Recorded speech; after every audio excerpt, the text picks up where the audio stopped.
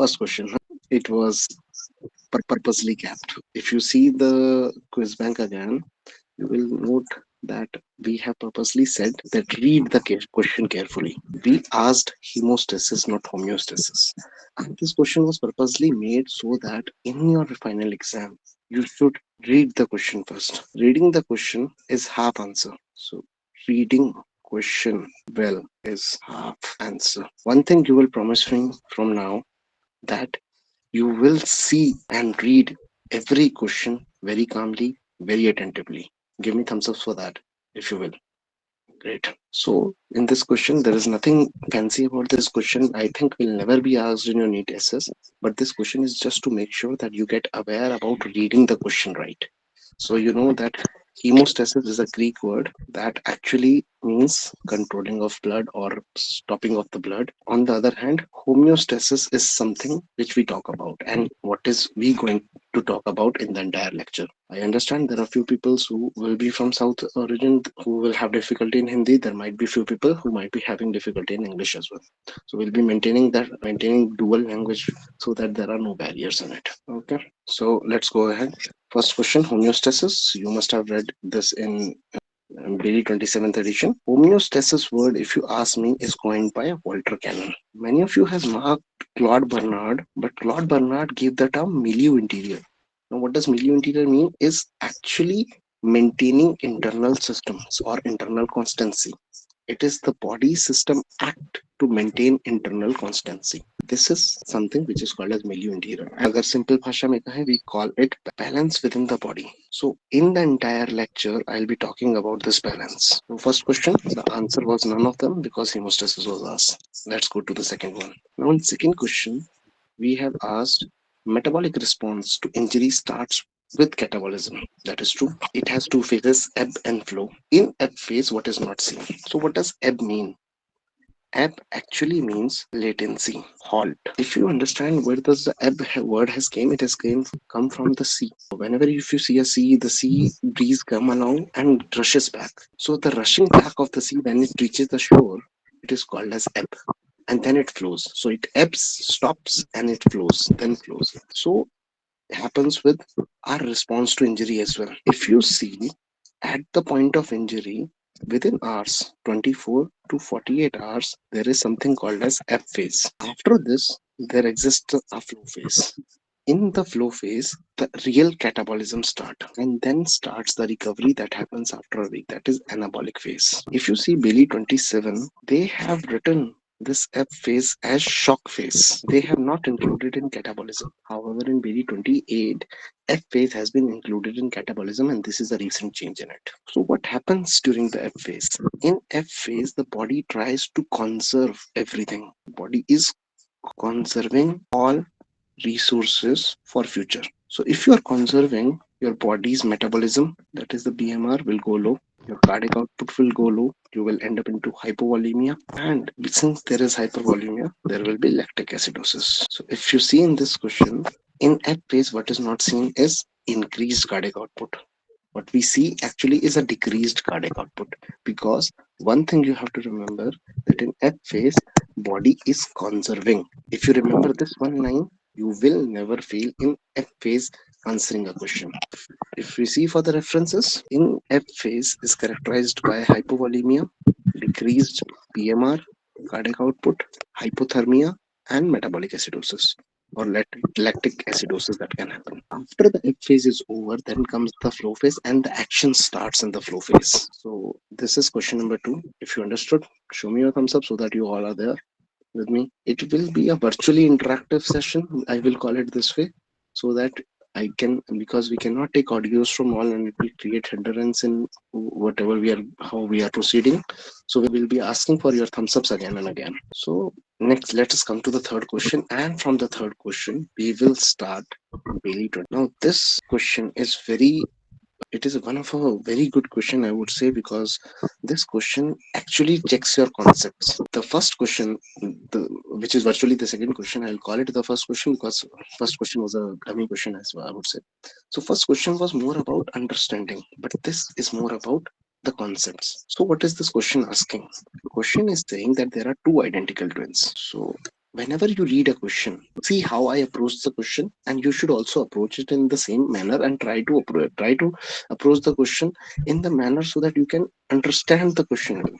So there are two identical twins. There is a significance of this. One, what is the difference between the two? One has underwent elective laparoscopic surgery, other has underwent emergency surgery. So there is a difference which is being asked. If you see what would be a difference between elective lap and emergency surgery is only the magnitude of surgical injury. In elective surgery, the magnitude will be less, and in emergency, the magnitude will be high. If you see in Bailey, you see that the resting metabolic rate is directly proportional to the amount of injury that has happened. So in cases of minor trauma, the peak rise reaches up to only 120 to 130. However, in major trauma, it goes to 130 and close to 130%. Since in major trauma, the resting metabolic rate is very high, the chances the major trauma land into fever will also high. So the temperature rise will also high. In cases of minor trauma, the resting metabolic rate is low, so the temperature rise will also be low. And this is what we call as the magnitude of injury response. Very important concept to be noted that it is the magnitude of metabolic response to injury is graded. More severe injury, greater the response. So let's come to the question again. In case B has underwent emergency surgery and A has underwent elective. So major trauma, more the temperature rise. So B had a higher temperature rise and heart rate rise as than A is the correct answer. Everyone got this concept? Great. So this is one major thing you need to understand when you are in your emergency settings, that all your emergency patients are going to have a higher metabolic response to injury as compared to your normal patients that are posted for elective surgeries. So their mechanics will be different as compared to the elective ones. Move on to fourth question. From fourth question, we start with the real concepts of metabolic response to injury. And from here, actually the lecture, what is the purpose of this lecture is not to tell you what question is right or wrong, that you might have read by the explanation also. The purpose of this lecture is to make sure that you understand the metabolic response to injury better. And how will you understand? When the concepts of it are reconciled in a fashion that you will understand them. So we'll come to question number 4 and 5 again after we discuss what are the mediators of metabolic response and how it's going to happen. So let us see. You start with injury. Any form of injury, may it be, now we consider as physiological stress also injuries, or so, rather I mean mental stress also as injuries. The stress or a physical injury per se leads to two things. One, let us see at the tissue level. So what happens at the tissue level? There are, what is there at the tissue? There are multiple cells. So what will happen is, once this tissue is damaged, all these cells will die. Since all these cells will die, dying cells will start releasing some substances. These substances are called dams. So these substances are called as dams. And what does dams mean? Dams are nothing but damage associated molecular patterns. Now, what I mean by this? Damage associated molecular patterns. They are actually not one substance, there are multiple substances, or and they follow a certain pattern that they all will do same response to their target organs. That's why they are called as patterns, not substances. So they follow the same pattern. What are these substances? They can be heat shock proteins. This was the first damp damage associated molecular pattern that was identified. Then is HMGB1. Then comes is S100, and then are fragments of nucleic acids. In your question, what we changed was from fragments of nucleic acid, we converted it to fragments of amino acids. Now remember one simple fact, that amino acids are never left when a cell is damaged. You must be remembering from your pathology days that proteins are coagulated and then necrosed. So coagulative necrosis or liquefactive necrosis is the two most common form of injury that we know of. And in them, the proteins are the first one to get coagulated. So there will be no amino acids once the proteins are damaged. What is most heat resistant is nucleic acids, and that they will continue to live. You can remember this from evolution as well. It was the DNA that survived higher temperature and then started the life in the primitive cells in the water that we used to call as a live soup. So you can remember it in both ways, that nucleic acids are the heat resistant areas, and the fragments of nucleic acid then acts as dams. Now these dams then will act upon neutrophils, macrophages, or dendritic cells. In toto, I will call them cells of innate immunity. Otherwise, they can also act on endo can also act on the endothelial cells or platelets. So how do they act? Okay, just a sec, guys. So how do they attaches to something called as the receptors on nucleic acid? These receptors are called toll-like receptors or NOD receptors. Once activated within the cell, they make a protein called as inflammasome. These inflammasome go into the DNA, or rather the nucleus, and start producing certain substances. Most notably, they produce interleukin 1, tumor necrosis factor alpha, and interleukin 6. So, interleukin 1, tumor necrosis factor alpha, and interleukin 6. Interleukin 1 and tumor necrosis factor alpha is responsible for fever, and that's why they are called pyrogens. Interleukin 6 acts on liver, and we will know in a few while that how does it causes release of acute phase reactants. When these dams acts upon the endothelial cells, it makes them leaky. As a result, there will be tissue edema. On platelets, they activates the platelets, and what they lead to is adhesion, adhesions. Okay, give me a while. Change the ink. And what will they lead to is platelet adhesions. So in total, what we have seen is tissue damage releases dams, acts upon toll-like receptor or NOD-like receptors, makes inflammasome, goes into the nucleus, releases interleukin 1, tumor necrosis alpha, and interleukin 6. If you ask me how, inflammasome will actually start activating the RNA, or rather the activating DNA portion, so that more RNAs of interleukin 1, TNF alpha, and interleukin 6 are transcribed. As a result, more of them are released and they come into the circulatory system. So this is how the tissue damage leads to circulatory or systemic effects. This is one pathway. Second is endothelial injury, which makes the capillaries leaky. There will be tissue edema, will lead to decrease uptake of nutrients and washout of the infective material, and again will lead to injury. So this will make a cascade, and this cascade will ultimately again lead to more injury. Similarly, platelet adhesions, platelets get activated, they will form adhesions, they will block the capillaries, and as a result, the oxygen and other nutrients will not reach the cell. There will be a state of hypoxia, again tissue damage, again those vicious cycle will continue. This is one. In your question, what have we asked is question number 4 was the entire inflammatory process is actually driven by dams. Which of the following is not a dams? And your answer, you know now, is fragments of amino acids. You guys with me on this? Great. Now let us see what happens at neuroendocrine level. So if, for example, there is an injury here, this injury is most often leads to pain, and pain we know is a protective defensive mechanism. What will it do is activate the neurons that will ultimately be reaching into the spinal cord. You know the pain pathway, so it will be following the anterolateral part of the spinal cord and will be going into the brain. So if we see a sagittal section of the brain, let me draw a sagittal section. So yeah, this class is somewhere down the line the same as you used to go through in your MBBS. We will tend to keep it this way only so that you can learn it better. So this is the sagittal section. There, to know it is a sagittal section, I have to put in the corpus callosum. This is the corpus callosum. Okay.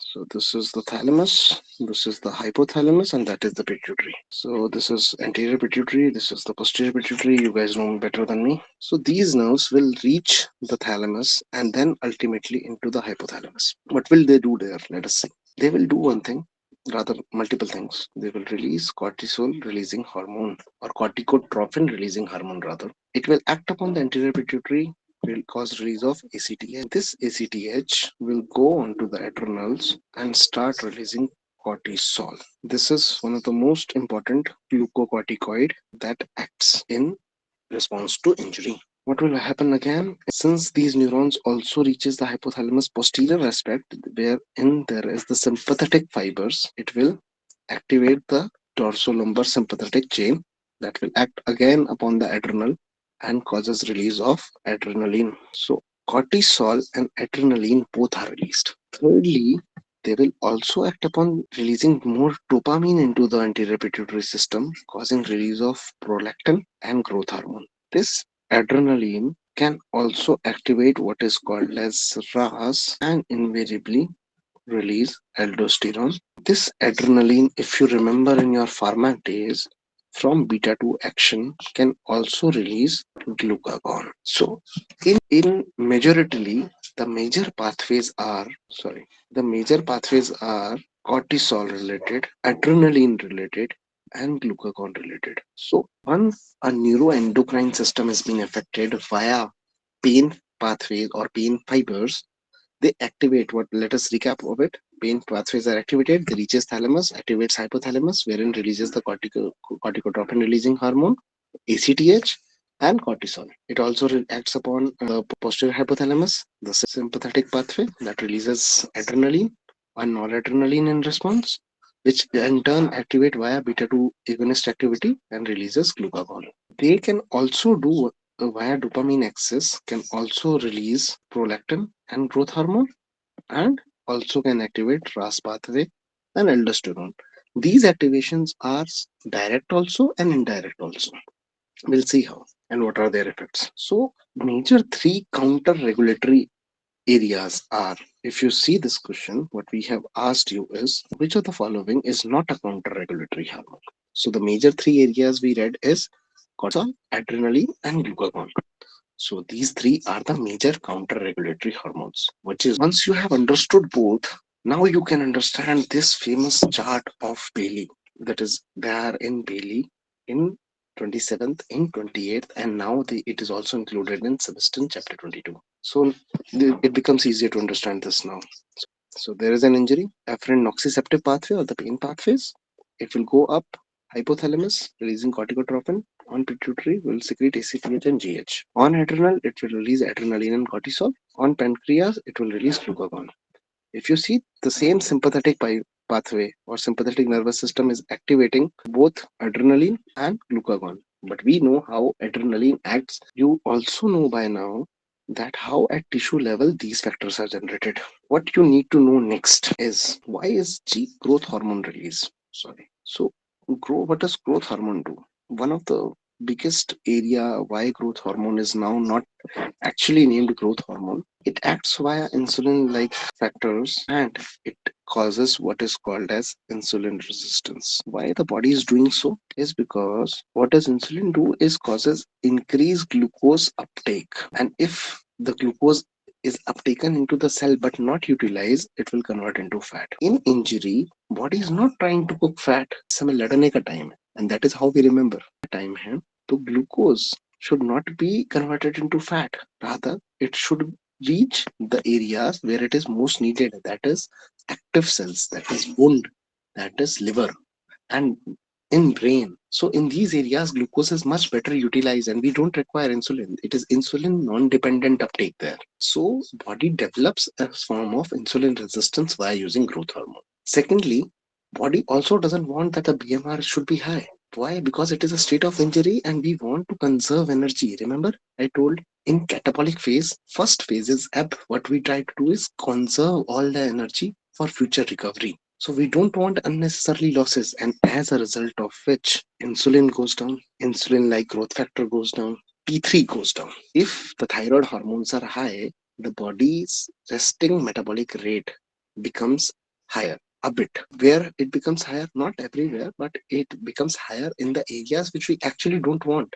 Like agar, for example, understand, we always remember it as a sympathetic response, and sympathetic response समझो तो you don't want your food to get digested, you want your muscles to move faster. So the T3 is not needed at that particular time. Secondly is the testosterone. Once you are in injury, you don't want to procreate. You don't need testosterone to be high. So all these hormones goes down. Understood? So why insulin is going down, why T3 is going down, why testosterone? How does actually T3 is going down is because there is decreased peripheral conversion. T3 is the active form, T4 is the utilized form. So the T4 is not getting converted into T3 because the body and in body everywhere, not all cells need division, not all cells need energy. Only those who are involved in repair needs energy. Guys, do you got this point? Because this is very important point and it is most mistaken that T3 and insulin goes down in the metabolic response to injury. Great. So since you get this, was our last question of the quiz, that what happens to the neurocoin in the blue box, and this was our blue box. So this was currently a red, but yeah, it was a blue box there. So all of them are decreased. Get this question as well? Okay, great. Next, let's move on to the next question. So now we know that there are multiple tissue factors that are local factors that were acting, and there are some systemic factors like interleukin 1, 6, TNF alpha. There were few local factors also, and the most important local factor I want you to remember is DAMPs. Prediction for NEET SS 27, sorry, yeah, 26 is DAMPs. This is one of the most talked about substances in conferences these days. Since I spoke, when we started this lecture, we spoke that we are going to talk about milieu interior. So what we are going to talk, if something is rising, there must be counter regulatory actions to this. At local level, there are multiple factors that comes in. Most important of them are lipoxins, protectants, resolvins, and marsins. These lipoxins are derived from essential fatty acids, so they are called essential fatty acid derived lipoxins. These act at local level to control the release of DAMPs. They are thereby called as. So once you get this point, let's move on to the next. At systemic level, there are counter-regulatory forces as well. And at systemic level, what goes in contradiction to interleukin 1 is interleukin 1 receptor antagonist. For TNF alpha, we have TNF alpha soluble receptors. So one is TNF alpha soluble receptors are what? These are receptors within the circulation. So they will bind with the TNF alpha within the circulation and neutralize it.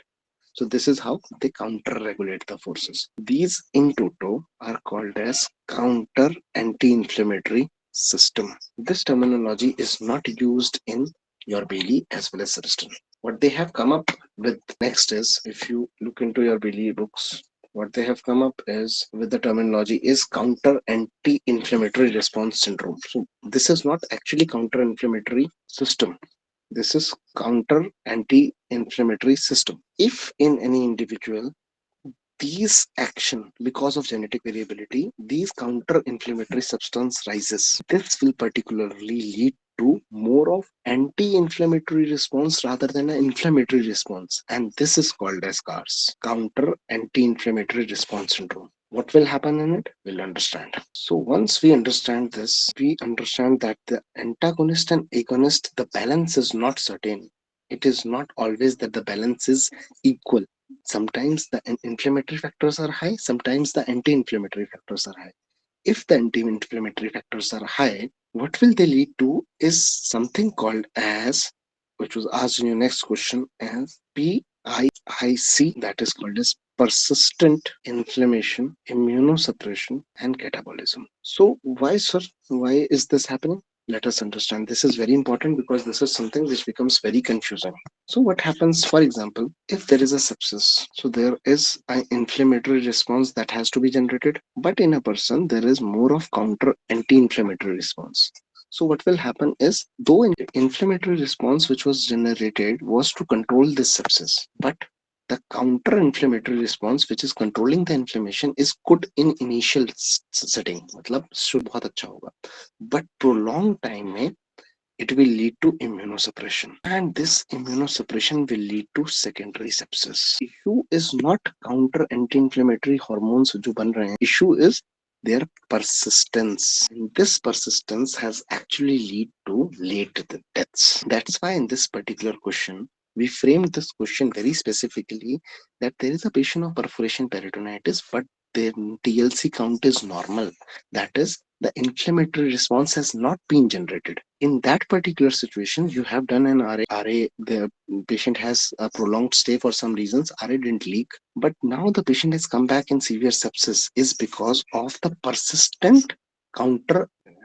So it was because of the persistent counter anti-inflammatory response that has led to immunosuppression. This immunosuppression will lead to secondary sepsis, and that's why the patient is present in severe sepsis. However, the per abdomen finding is normal. So it means there is no leak that he has come up with. The sepsis is in because of the blood infection he has or the systemic infection he has, and this is particularly called as the PIIC syndrome. Do you get it? Because this is one of the most twisted topic in this entire chapter. If you get it, please let me know. If not, I will make sure that you guys understand it again. Okay. There are only two thumbs ups, three. Okay, just current didn't get it. So even if one person didn't get it, I'll explain it again. So just bear with me for a minute or so. I think it is going a bit slow. That's why you guys are losing.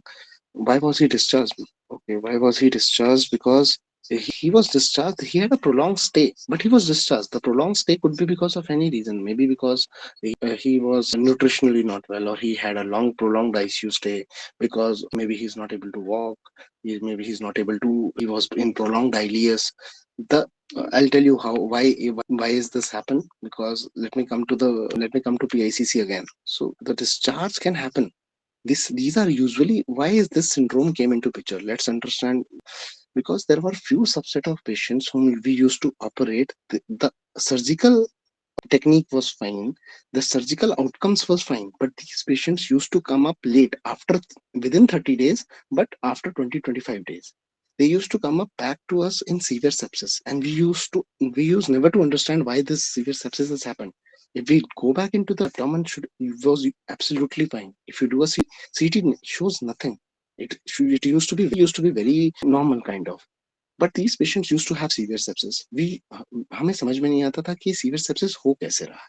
तो वहां से समझ में आया कि there are counter anti inflammatory system. You know now that there is a counter anti inflammatory system that exists along with it. If this system, for some reasons, because of genetic variability, most commonly is the genetic variability, this counter anti-inflammatory system is high in some individual, and the patient goes into sepsis but recovers. So the counter anti-inflammatory system also remains persistently active. What will it lead to is immunosuppression. Since it leads to immunosuppression, it will make that individual susceptible to secondary infections. These secondary infections will be responsible for late deaths. This persistently active counter anti-inflammatory system is called as chronic critical illness syndrome, or your PIIC syndrome. Now you understood it. Okay, great. So how to treat it, sir? Yes, we'll come to that. Let us first discuss what are the problems. We'll come to the solutions later.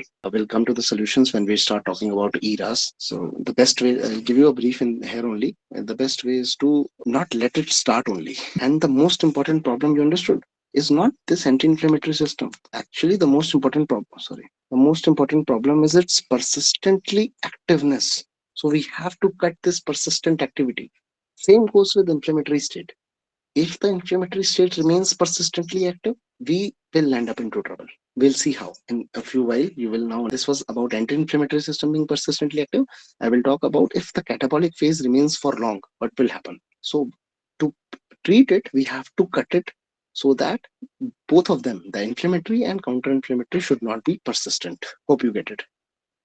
So now what you have learned, let us recap a bit and then we'll move forward, because not many information has been given. So if there is a injury, there is a response. The initial phase of the response is catabolic. It has F phase and a flow phase. F phase is a shock phase. F phase is a shock phase. Flow phase is catabolic phase. In F phase, we try to conserve everything. In flow phase, there is catabolism, and we'll talk about this catabolism in a while. So F phase is a conserving phase that lasts for 28 to 48 hours. Flow phase is catabolic phase that will last for days. So what actually happens in flow phase? Let's discuss that. In catabolic phase, the body, what is body in a state of? Body, there is a injury. Body wants to heal this injury. So what will body need? Body will need energy to heal it. In by energy, I mean glucose, because cells at cellular level, if you see, cellular proliferation will only happen when there is ATP, and ATP will be released when there is glucose oxidation. So where did we get glucose from? For initial 24 to 48 hours, the glucose is derived from glycogen. Glycogen from the liver has a store still 28 to 48 hours. After that, this is F phase. After that, in flow phase, the glucose is derived primarily from two sources. Most important source is fats. Second most important is proteins. Let us talk about fats first. So how does fats reaches to glucose? Actually, they don't directly reach to glucose. They will reach via alternate pathway. Beta oxidation will make sure that there are acetyl CoAs or acetyl amino acids that are formed. So there are acetyl acetic acids. If you remember, from glucose, Via glycolysis, the end product was pyruvate, which will convert into acetyl CoA and go into Krebs cycle. So if we reverse it, we can reach to glucose. This is how fat. Now this acetyl CoA is same as what we derived as an end product of beta oxidation. This entire pathway is called as gluco, and I am sure that you guys must be knowing it. What is the inference of it is what we asked in a question. What is the most common labile source of energy? The most common labile source of energy is fat.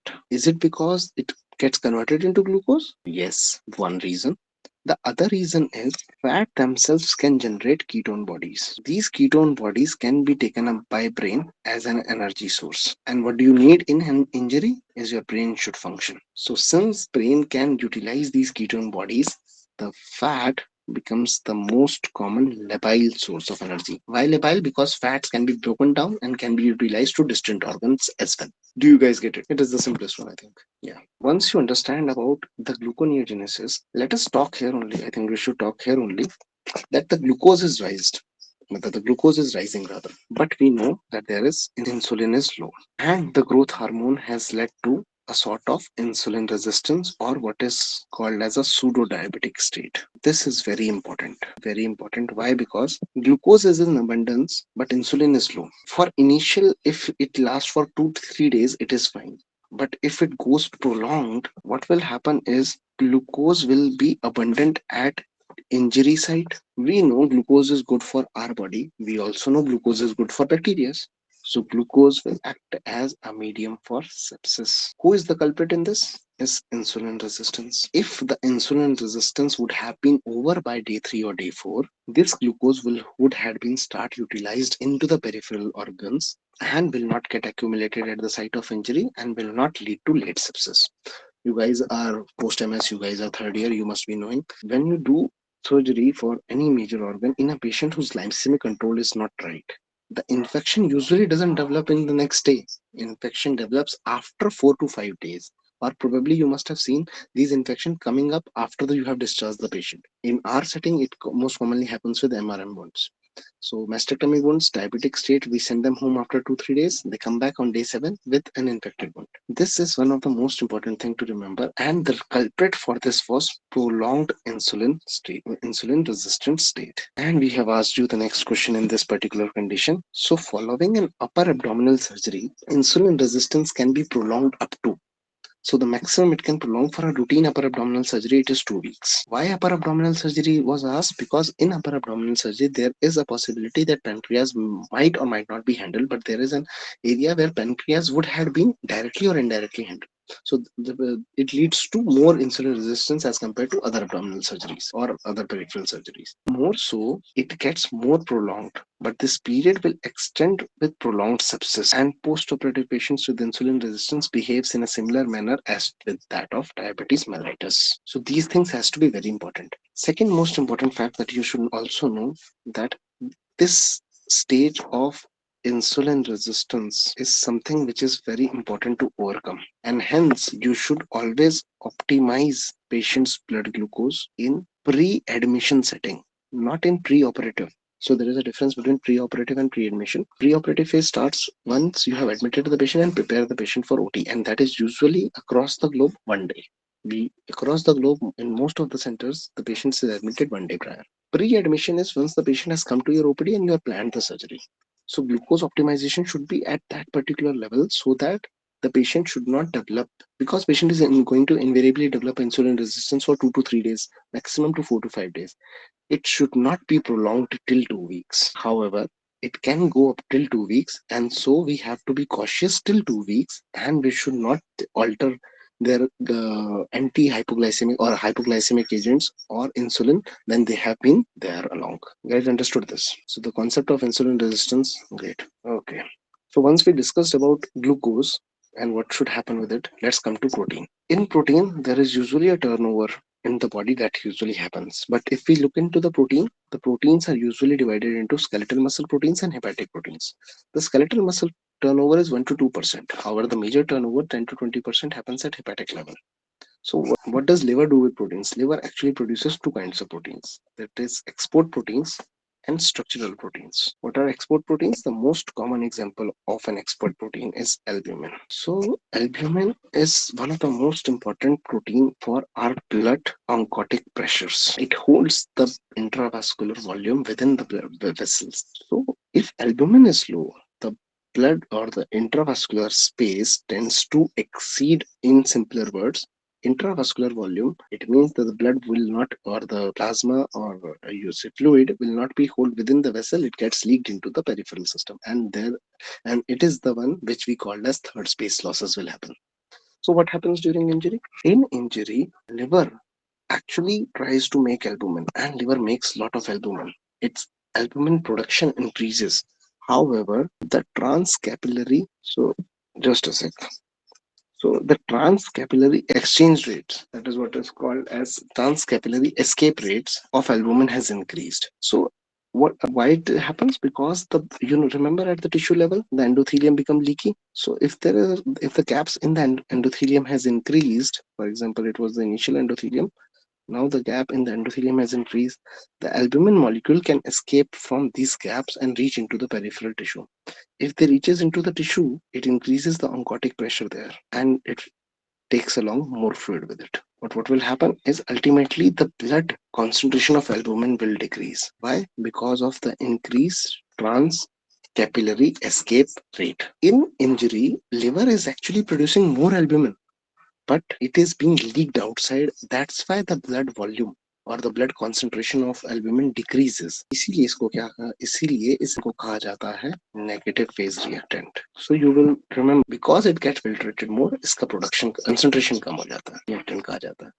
Otherwise, liver is also producing C-reactive proteins. It is also producing fibrinogen. These are called as positive phase reactants. ये किसके कारण होता है? Because of interleukin 6. That's why we asked you in one of the questions that in a patient with albumin of 3.8 underwent Whipple's and then developed PJ leak. So there is one injury, that is Whipple. Second injury is PJ leak. She is on diet, but still her albumin is dropping. The most likely reason is increased transcapillary escape. Hepatic synthesis is increased in this. Hepatic synthesis is not decreased. Sir, albumin is a negative phase reactant, you will say. Yes, it is a negative phase reactant. It is a negative phase reactant. Hepatic synthesis is increased, but we have asked you for the reason. What is the most likely reason for it to reduce? It is a negative phase reactant, but it is not the reason for it to reduce.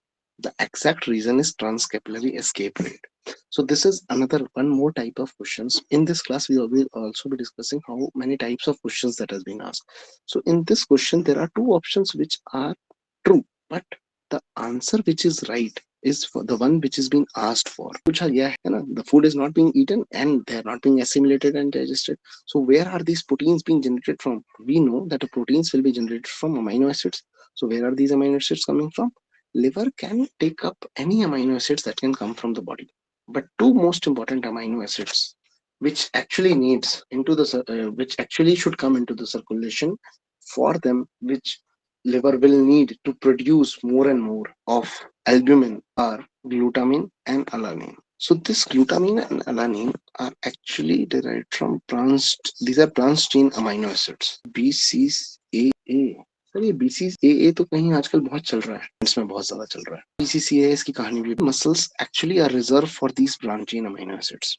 What happens is liver needs these two. Liver will break down the skeletal muscles and will take these amino acids to synthesize more of albumin, more of acute phase reactants. Since these amino acids are only present in skeletal muscles, skeletal muscle catabolism has to happen. And this is why we have asked you one more question, I think. So what is false in the catabolic phase? Okay, let us discuss getting destroyed. What is the pathway for it? It is ubiquitin proteasome pathway. There is once a question asked on this in Neet SS 2019. What is the pathway for destruction of skeletal muscle? The answer was ubiquitin proteasome pathway. The skeletal muscles are being destroyed.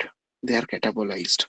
But if the injury is, for example, say the injury remains for 2 to 3 days, minimum skeletal muscle destruction will be there. Nothing much of the difference. But when the injury prolongs, the catabolism prolongs. The prolonged catabolism will lead to more skeletal muscle destruction. For example, अगर diaphragm या respiratory muscles में क्या हो जाएगा, patient will reduce their breathing. You must have seen all your cachexic or long prolonged patients जो ward में होते हैं जिनको anastomose. If your gut muscles gets catabolized, the patient will land up into ileus, that is prolonged ileus that happens, or will land up into constipations. Which is the one muscle that is actually spared from this catabolism? One of the most important questions and repeatedly asked question in Neet is cardiac muscles. So cardiac muscles are relatively spared in this particular condition. Cardiac muscle damage नहीं होता है. Cardiac muscles remain stable. What is damaged is diaphragm. Skeletal muscles भी damage हो जाएंगी. तो easy fatigability आ जाए. Usually हमने देखा ही हुआ है कि हमारे जो prolonged ward में पड़े हुए patients होते हैं, उनको their power to walk around also reduces with time. This is because skeletal muscle catabolism हो रहा है. डायफ्राम का कैटाबोलिज्म हो रहा है इसलिए हाइपोस्टैटिक निमोनिया हो जाएगा. गट मसल्स का हो रहा है इसलिए आईएस और कॉन्स्टिपेशन होगा. The only muscle that is spared cardiac. If you understood this, we can come to this question. So what is false regarding the catabolic phase? The role of catabolic phase is to conserve circulatory volume and energy that we have discussed. Catabolic flow phase is hypermetabolic. Yes, catabolic flow phase is hypermetabolic because a lot of metabolic reactions are happening in the liver, in the skeletal muscles. Skeletal muscle catabolism is happening, liver is producing more proteins. But क्या all tissues are catabolic? No. Liver is anabolic. Wound is anabolic. Skeletal muscles are catabolic. Fats, adipocytes are catabolic. Though amino acids are reutilized, for example, the amino acids from the skeletal muscles are being used by liver, but they remain inside the body now. So why are we still calling it catabolic? Because the amino acid degradation was irreversible. Which amino acids? The branched chain amino acid I talked about. So they are only in the skeletal muscles. Once they get degraded from the skeletal muscles, they will be formed only if we take them orally. And that is the reason all your gym supplements are now having BCAs. So that to build your muscles more. Got my point?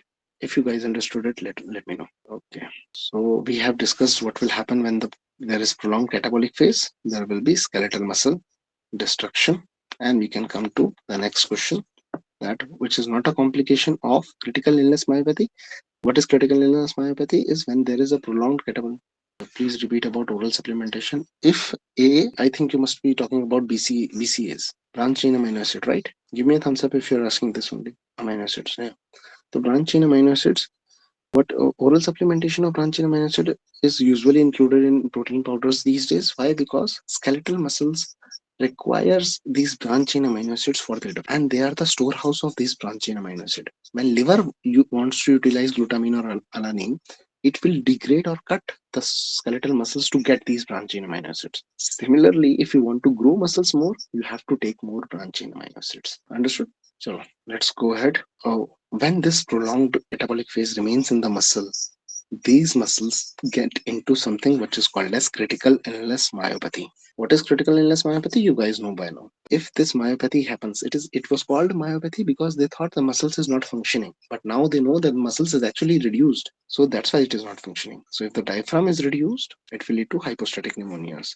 If skeletal muscles are down, it will lead to easy fatigability. If gut muscles are down, it will lead to constipation. But cardiac muscles never go into catabolism. They are usually spared. So cardiac muscles are mostly spared. So the patient will not develop dilated cardiac myopathy in this particular condition. Got this question? Got this one as well, right? So once you get this, let us now understand what does degradation of protein. Okay, so now you understand that the degradation of protein in the skeletal muscle is very important.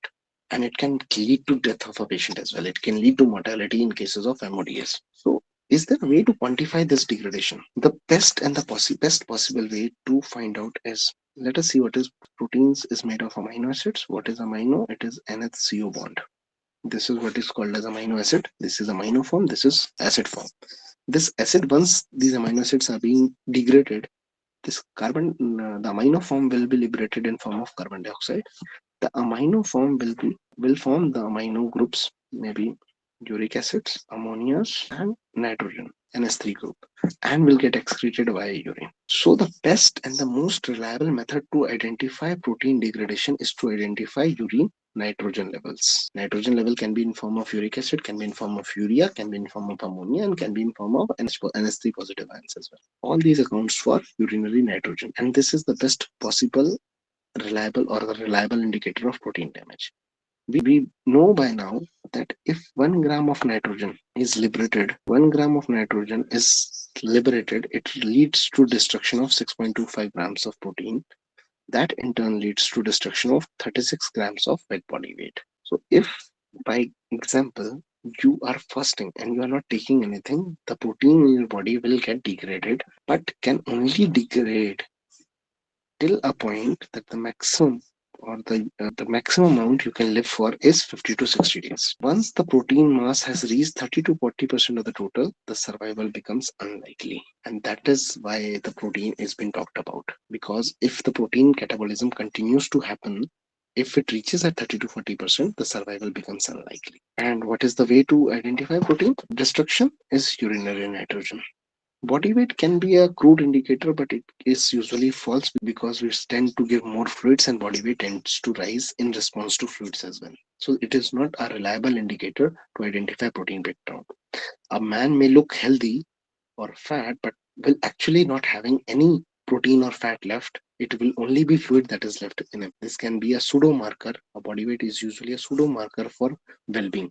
Serum acute phase reactants, yes, they can tell about the severity of illness. They can tell you about the severity of sepsis, but will not tell you about actual protein breakdown. In multiple conditions, the protein is actually not breaking, but the acute phase reactants might be high. So they are also not a reliable indicator. So what is actually a reliable indicator is urinary nitrogen. And you know by now, 1 gram of urinary nitrogen lost is equal to 6.25 grams of protein lost is equal to 36 grams of wet body weight lost. Normally हम कितना loss करते हैं? Usually 70 to 100 grams of protein per day we lose, and that is equal to 14 grams of nitrogen a day. At this point, so we'll move forward. It was a simple one, I think. So once we have discussed about proteins and energy, let's come to volume.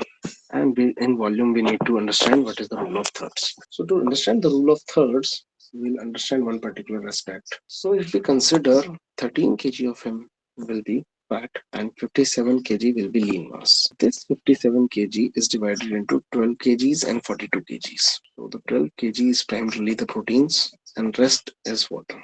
3 kg is mineral. If you look into the 12 kg protein, it is again divided into 8 and 4. So if you see on an average, this rule is very important, that the 12 gram of proteins or the 12% or 12 kg of the body weight is divided into 2/3 and 1/3. 8 grams, 8 kilograms and 4 kilograms. So this 4 kilogram is in skeletal muscle. This 8 kilogram is non-skeletal protein. Why it is important to understand that the skeletal muscles are very less as compared to non-skeletal protein that is there. So we usually in a normal individual don't have maximum reserves for proteins. Okay, so let us then we talk about volume. So why was this important? So that we understand that the albumin generation will not be very high as compared to its trans capillary escape. So what will happen to the body volume if we see at tissue level? You know that the capillaries are leaky. So capillaries are leaky. Secondly, albumin is also low. Both of them will lead to what is called as tissue edema in gut if happens. Can lead to ileus, can lead to reverse peristalsis that accounts for your nausea and vomiting. Tissue edema at cellular level will also lead to hypoxia, and this will in turn lead to more vicious cycle about the catabolism we talk about. So if we look into what is the best strategy for fluid administration, now we know in injury the capillaries are already leaky. So let us not pump in with more fluids.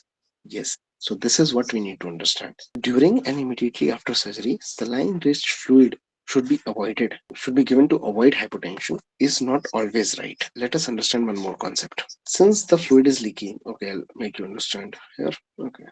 So actually reduce this one. So the vascular volume is low. This will be sensed with baroreceptors, chemoreceptors that will in turn lead to activation of RAS, will lead to activation of aldosterone and ADH. This aldosterone and ADH will act upon distal convoluted tubule, the loop of Henle. ADH will absorb water, aldosterone will absorb sodium, and in turn they create a oliguric state. So this oliguric state, mild oliguric state is desirable, and that is body is happening. Body is also absorbing more solute, that is sodium. If we pump in with saline rich fluid, we are actually causing our kidneys to get burdened with solute. This is not what we want. We just want to maintain adequate urine output, but in an oliguric state. We should not go for, and we should not be like हमें adequate urine output चाहिए. Targeting 0.5 ml per kg or rather 1 ml per kg per hour is not right. Current situation is target 0.5 or even zero point 0.3 is also fine. So we want to maintain urine output, but not by giving saline rich fluid. We want to give more balanced fluid. So what we give is balanced electrolytes. What is balanced electrolyte? Is D5 plus solutes. The best balanced rich fluid is DNS 4% with 0.18% normal saline.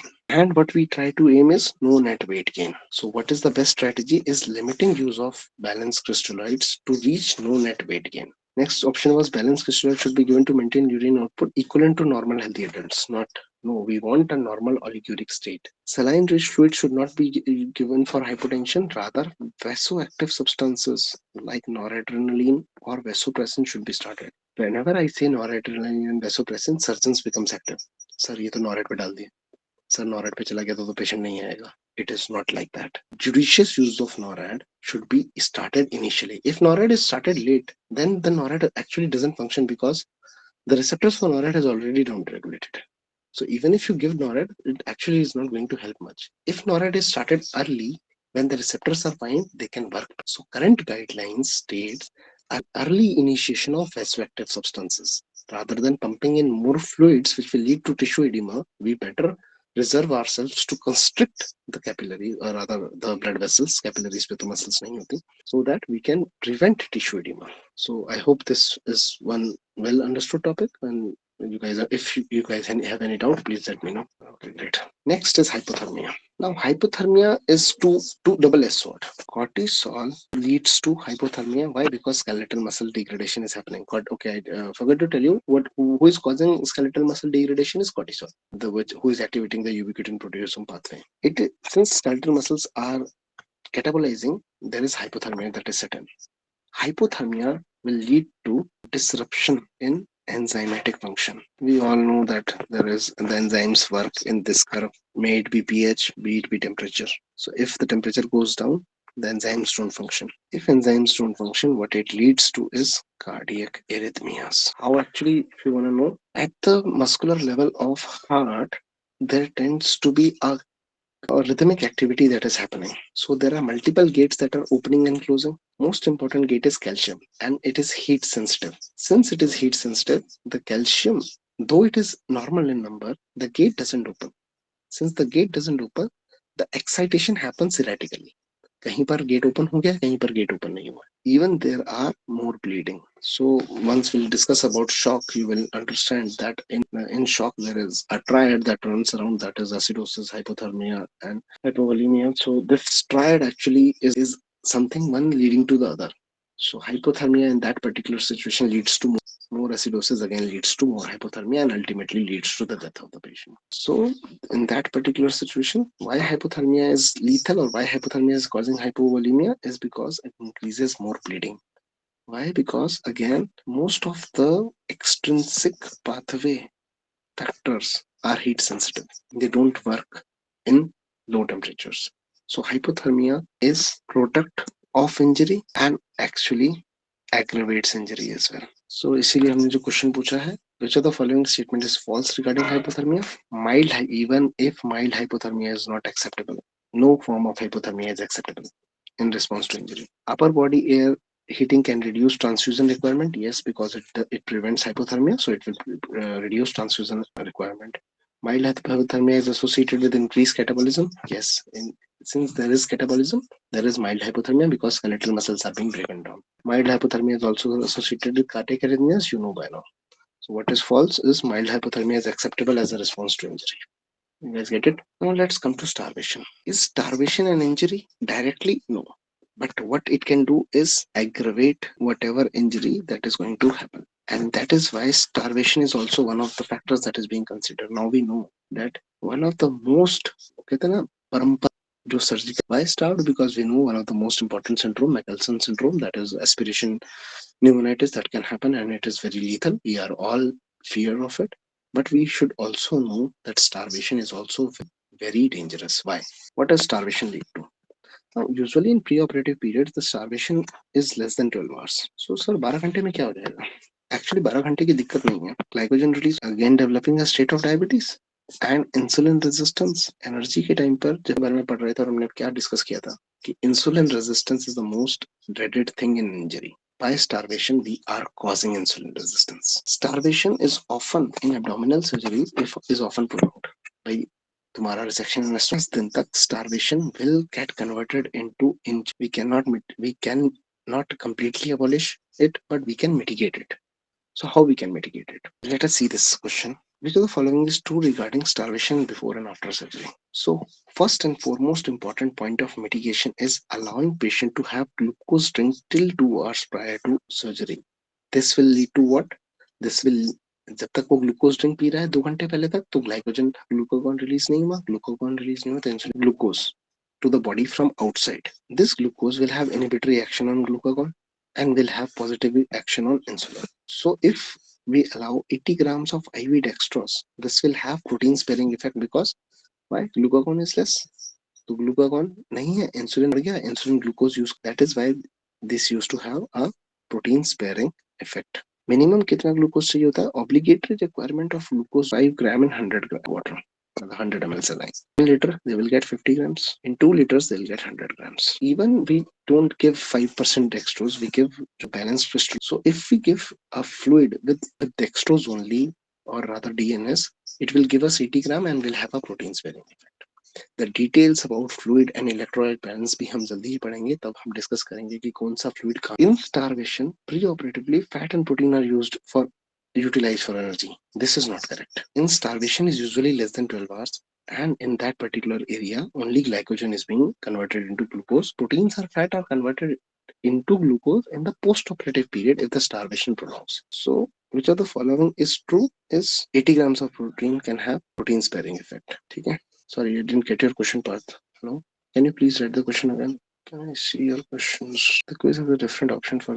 Yeah, the quiz actually had a different option because in this particular situation, I have used these two options, which are right, just for discussion's sake. The quiz didn't had this option. The only answer was this correct. It was a different option than this. It was not this. If I can have that access, I let me see if I can see what was there in the quiz again. So okay, and the options are the fourth option. Now this question actually needed a discussion. Yes, this was the question I started with. In this question, we have asked which is true.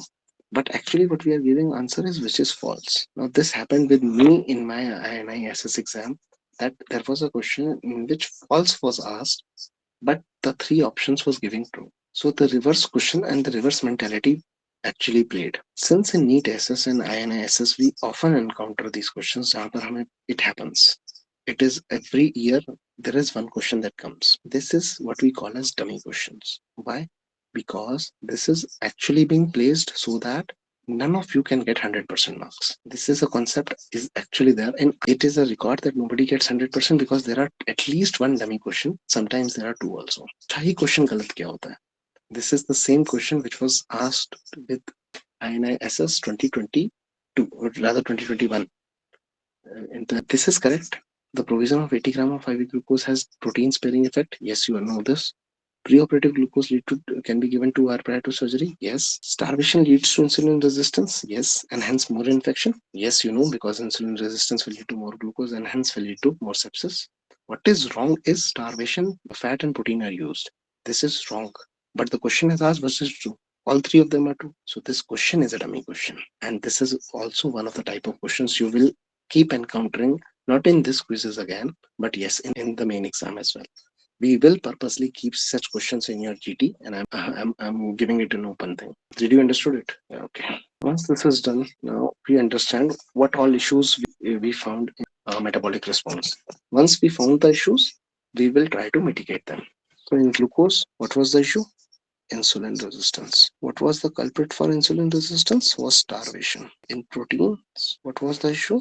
Was catabolism, critical illness, myopathy, and skeletal muscles were only 4 gram. That is 1/3 of the total protein mass. In local and systemic factors, there are multiple factors like pyrogens that were released, multiple hormones that are acting upon. What factors aggravated it?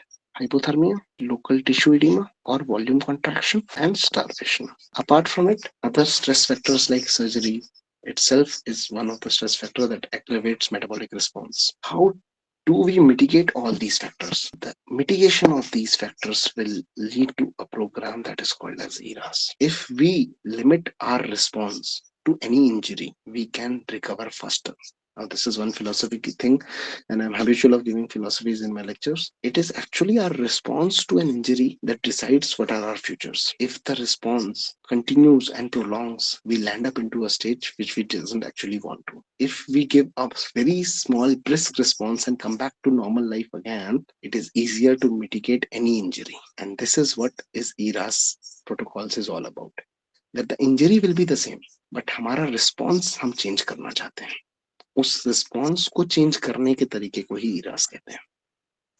सो कैसे करते हैं ये? सबसे पहले क्या करें? Pre admission में comorbidities जितने भी हैं, blood sugars levels should be maintained better in the pre-admission settings. If the blood sugars are good enough, the insulin resistance is lower down, the insulin resistance will not develop after injury as well. Nutrition, we know that the protein mass is less, the skeletal proteins are less, we give protein diet. We know we will require more of nutrients, more of calories, we give high calorie diet. Anemia is the most common problem that come across in surgical setting. We treat it with IV iron. Addictions, smoking and alcohol are the most common agents. We have to stop them 6 weeks prior to surgery. And the fifth one is prehabilitation. Now, prehabilitation is a different branch altogether. In nutrition, proteins and calorie can be increased 7 to 10 days prior, and that will help the patient. In prehabilitation, we have actually a routine that is set in 4 to 6 weeks prior to surgery.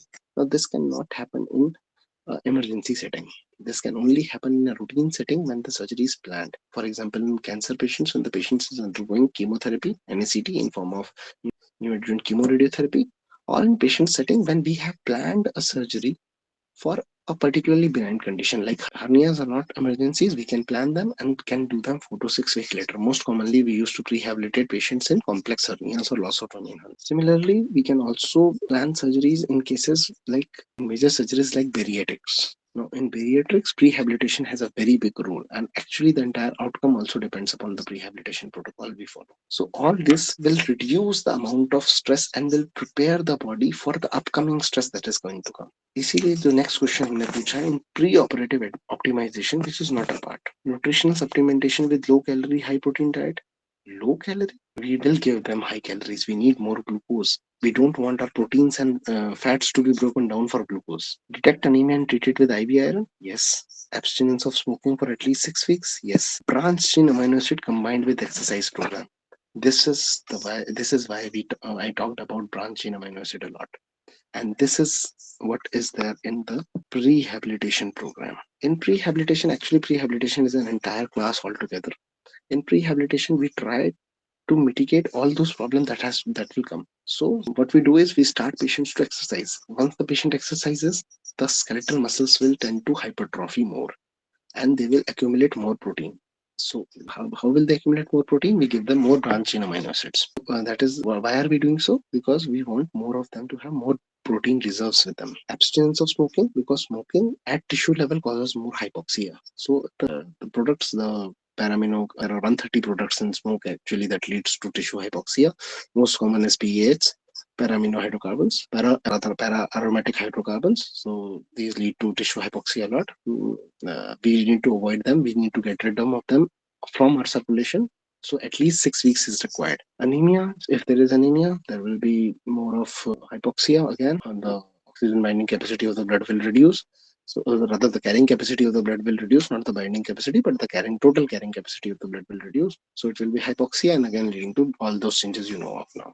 So this was in the pre-admission setting. The similarly has been given for your references. This entire thing will be given as notes to you for your reference and reading. All these what I am annotating currently will be removed. So it will be easier to go through again. In pre-operative phase.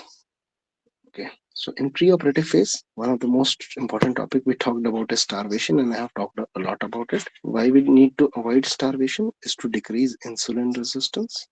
How will we decrease insulin resistance? If we give them glucose drink.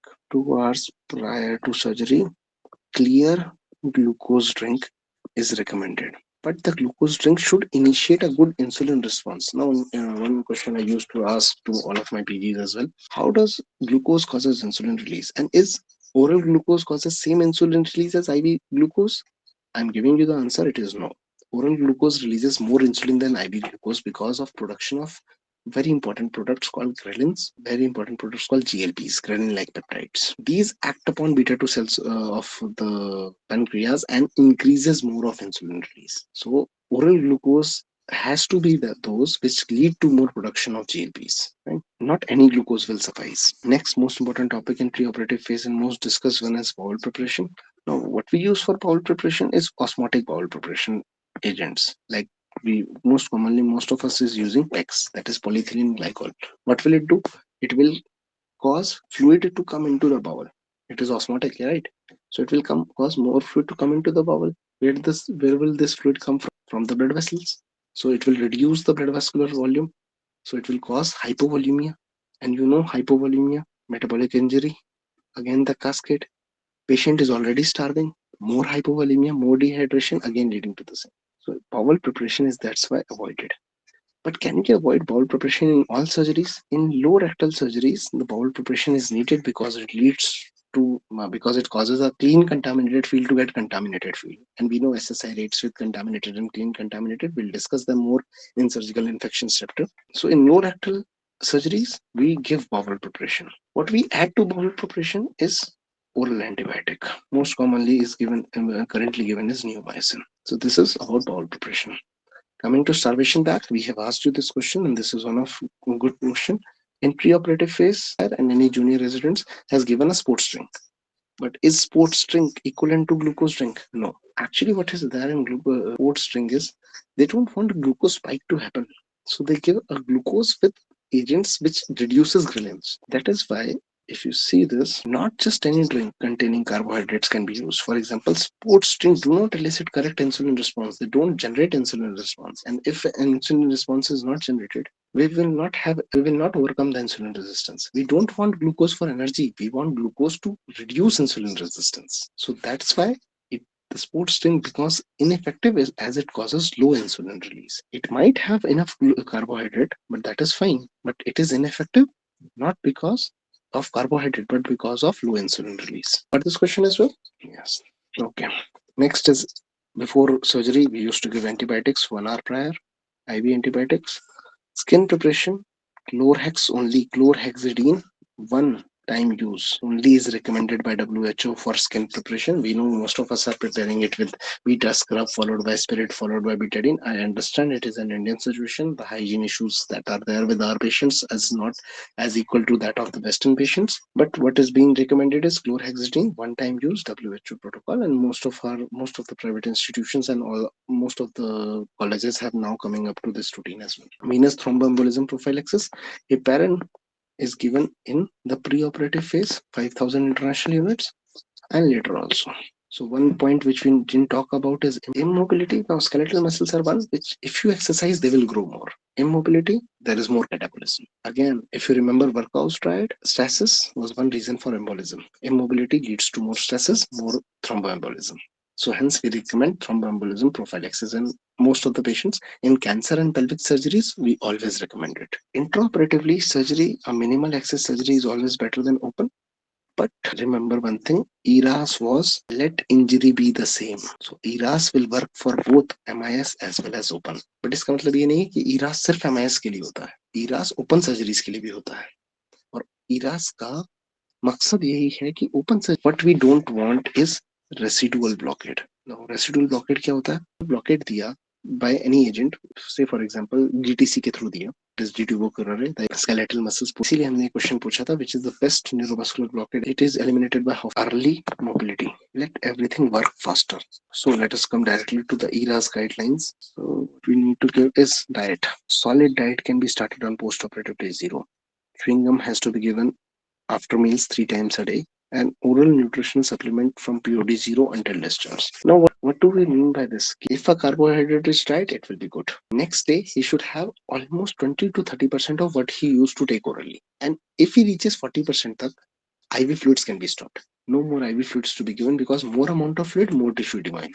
So if you see fluid therapy, okay, just a sec, guys. So if you see for fluids, the fluids are given at a rate of 40 ml per hour, not at 60 or 100, which we use for maintenance fluids. Maintenance का formula आप लोगों को पता ही होगा. Shock में we will also discuss that. And if the urine output goes below 20, now it goes below 20.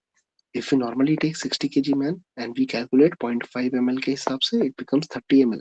And that's why most of us go wrong in this. We don't want to maintain 0.5 ml per kg per hour wala formula. In this particular situation, we are also okay with 0.4 to 0.3 ml per kg per hour also. ठीक है, 0.3 के हिसाब से calculate करेंगे तो 20 ml पर आएगा. उससे 20 ml से कम हो तो फ्लूइड बोले. Then peripheral lock IV. Now IV has to be stopped कब? The PU is enough to mitigate. This is actually 40%, if 40 or 30% of whatever patient takes daily. Usually a patient takes 2 liters of fluid daily. 600 ml goes to around 30 to 40%. So once patient is taking 30 to 40%, IV fluids can be stopped. Urinary catheter. Now, in MIS, urinary catheter can be removed on the day of surgery. In laparotomy, on postoperative day 1. It should not go later than post-day 1. What is the contraindication? If there is a bladder reconstruction done, then we can hold the catheters back. Why are we so fussy about removing catheter? One reason is infection, sepsis. Second reason is even the detrusor muscles goes into catabolism. And once you don't remove it after day 4, day 5, day 6, there will be IES. Now the bladder ileus will develop, so there will be overflow incontinence that will set in, and you will be reinserting catheters. These are the problems that keeps on happening. VTE prophylaxis I have talked about. Active mobilization programs. Ambulation must be done, and patient should be out of the bed for at least 8 hours per day. Lower rectal diseases, otherwise not. This is the one. Let's come to the question. For routine laparoscopic surgery, catheter is removed on C day. It is true. Fluids are given at the rate of 40 ml per hour. It is also true. What is not true is 30 ml per hour. VT can be extended for 28 days after laparotomy for cancer. Yes, because cancer is a hypermetabolic stage. Yes, it is also a dummy question. I wanted the very good part. I wanted this to come from your end. Very good. So now you are aware of all sorts of possibilities that can happen. There can be a question whose question reading is important. There can be a question whose facts are important. There can be a question which is actually dummy. Very good. So my purpose of making this question series has solved, I think. So this was the last question of the day, I think. If you guys still have any doubts, you can post it on Telegram. It is okay. It is 12:15 now. So if you guys have any doubts, please let me know. You can open up in the mic also and talk if you feel like. 19 pens, 19 question. Let me see it. It must be about fluid, I think. We have already discussed fluids. Let us come to that question again. Okay. So true about intraoperative fluid management. Now you guys tell me. Do all patients need saline only? Yes or no? You can type in the chat box. Option C should be correct. Direct line from substance. Yes, it is a direct line from substance. Option C is correct. Okay, this is somehow we have wrongly mentioned it. Option C is correct only. Option B is wrong. The bolus colloids nahi. Bolus crystalloids are better. Weighing patient before and after is a good for total water balance. Yes, it is not practical. So since it is intraoperative fluid management, we have to talk which is best for intraoperative area. So goal directed therapy in this high risk patient is preferred. You guys have almost 82% have done it right. Any more questions? So this was our first lecture in Study Buddy series. You are going to have it more like this. We are a set of 3 faculties, me, Kushagra and Dr. Medivalesh. All of them will be taking lectures for you. The pattern will remain same. We will have GTs also. Thank you, Bart. Okay. I'll post from where to read Shock. Of course, you have to read it from Bailey and some part from substance.